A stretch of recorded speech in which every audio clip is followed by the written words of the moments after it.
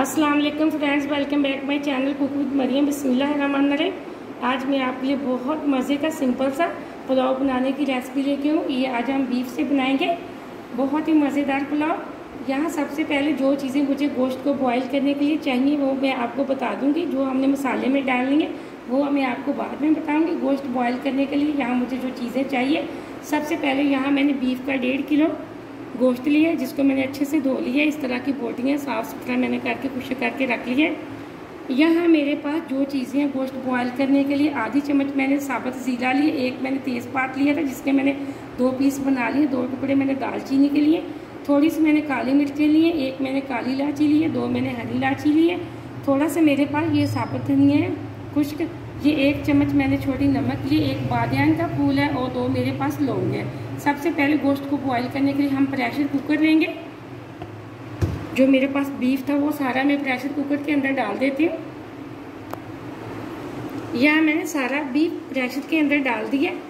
अब जो मेरे पास जो मैंने आपको मसाले बताए थे मैं वो डाल दूँगी। इसमें से सिर्फ हरी इलायची मैंने निकाल ली है, ये हम मसाले में डालेंगे। बाकी सारे मसाले मैंने इसके अंदर डाल दिए।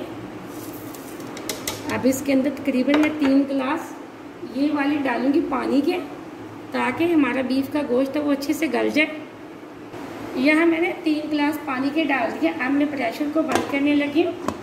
अब हम तकरीबन 20 मिनट सीटी पे इसको छोड़ देंगे, ताकि गोश्त जो हमारा वो अच्छे से गल जाए।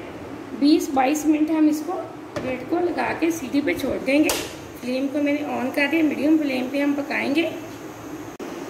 पुलाव बनाने के लिए जो मुझे बाकी चीज़ें चाहिए उनमें है, यहाँ मैंने 1.5 गिलास चावलों का लिया था, उसको तकरीबन आधा घंटा पहले मैंने अच्छे से साफ़ करके धोकर भिगो के रख दिए।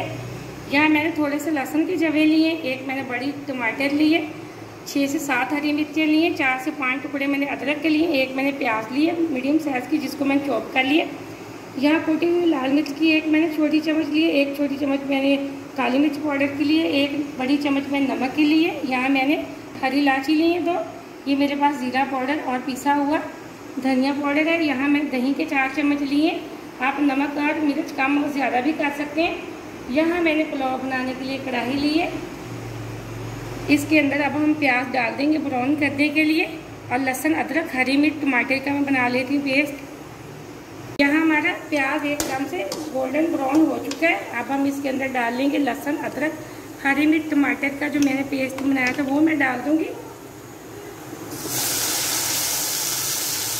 इसी के साथ मैं डाल दूँगी लाल मिर्च कुटी हुई,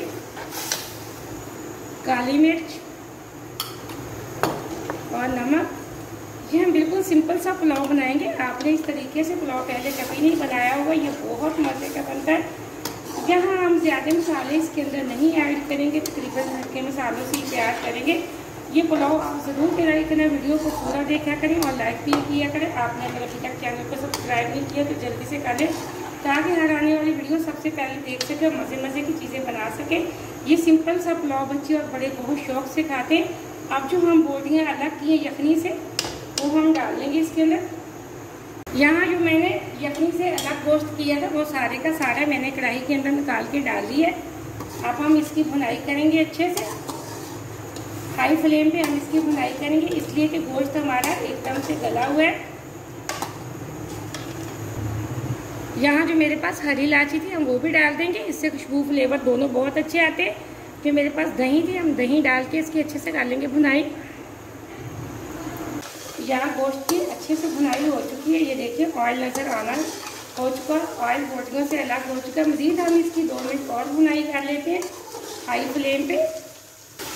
यहाँ मैंने मज़ीद अच्छे से 2 मिनट और भुनाई कर ली है। जो मेरे पास यखनी थी मैंने उसको अच्छे से छान ली है। अब हम डाल देंगे इसको, यखनी को हमने ज़ाया नहीं किया, यही हम पानी के तौर पे इस्तेमाल करेंगे। इससे पुलाव बहुत मज़े का बनता है। अब हम पानी को बॉयल आने तक छोड़ देंगे। यहाँ पानी को बॉयल आ चुका है। अब जो मेरे पास पिसा हुआ गरम मसाला था वो डाल देंगे और अच्छे से कर लेंगे मिक्स। अब हम चावलों का पानी निकाल देते हैं अच्छे से। यहाँ मैंने चावलों का पानी अच्छे से निकाल लिया है। अब हम सारे चावल कढ़ाई के अंदर डाल देते हैं। यहाँ मैंने सारे चावल कढ़ाई के अंदर डाल दिए। इसको आराम से हम मिक्स कर लेंगे गोश्त के अंदर। अब हम इसको ढक्कन लगा के छोड़ देंगे। जैसे चावलों का पानी खुश्क होगा फिर हम इसको लगाएंगे दम। पानी यहाँ हमारे एक दफ़ा खुश्क हो चुका है। अब मैं अच्छे से मिक्स कर लेती हूँ। फिर हम इसको लगाएंगे दम।